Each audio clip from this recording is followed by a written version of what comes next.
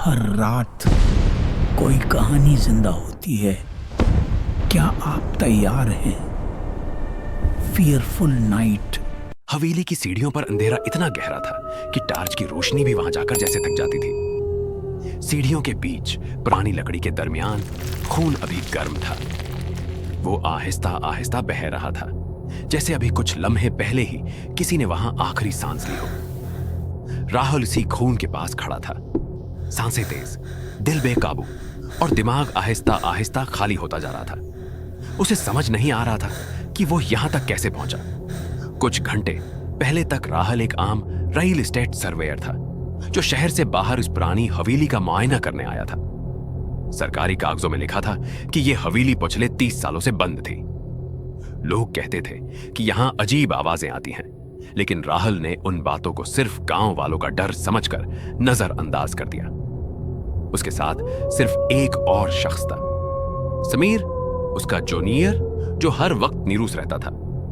जैसे ही दोनों हवेली के अंदर दाखिल हुए, हवा का दर्जा हरारत अचानक गिर गया। दीवारों पर लटकी पुरानी तस्वीरें, जिनके चेहरे धुंधले हो चुके थे, जैसे उन दोनों को देख रही हूं। हर कदम पर लकड़ी चरचराती थी और हर आवाज राहुल के दिमाग में गूंज बनकर रह जाती थी। तभी ऊपर से सीढ़ियों पर चलने की हल्की सी आवाज आई, हालांकि वहां कोई होना नहीं चाहिए था। समीर आहिस्ता आहिस्ता पीछे हटने लगा। उसकी बॉडी लैंग्वेज से साफ था कि वो कुछ महसूस कर रहा है जो दिखाई नहीं दे रहा।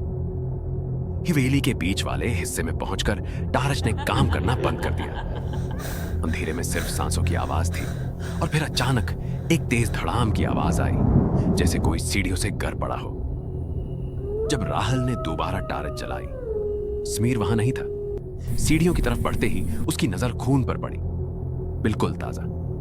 खून सीढ़ियों से नीचे आ रहा था और उसके बीच समीर का फोन पड़ा था, टूटा हुआ, जैसे गिरते वक्त हाथ से छूट गया हो। हवेली के अंदर अब कोई आवाज नहीं थी, सिर्फ एक दबी हुई भारी मौजूदगी महसूस हो रही थी।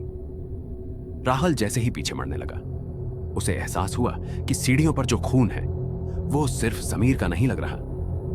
दीवारों पर पुराने निशान उभरने लगे, जैसे किसी ने उन पर पहले भी खून से हाथ फेरा हो। तब राहुल को समझ आया कि यह हवेली लोगों को नहीं मारती, बल्कि उन्हें अपना हिस्सा बना लेती है। अगली सुबह जब पुलिस वहां पहुंची, हवेली फिर से बंद थी।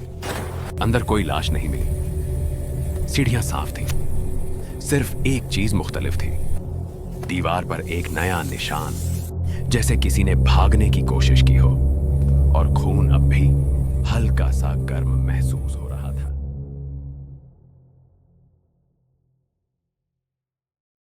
सिर्फ वो लोग सब्सक्राइब करेंगे जो डरते नहीं।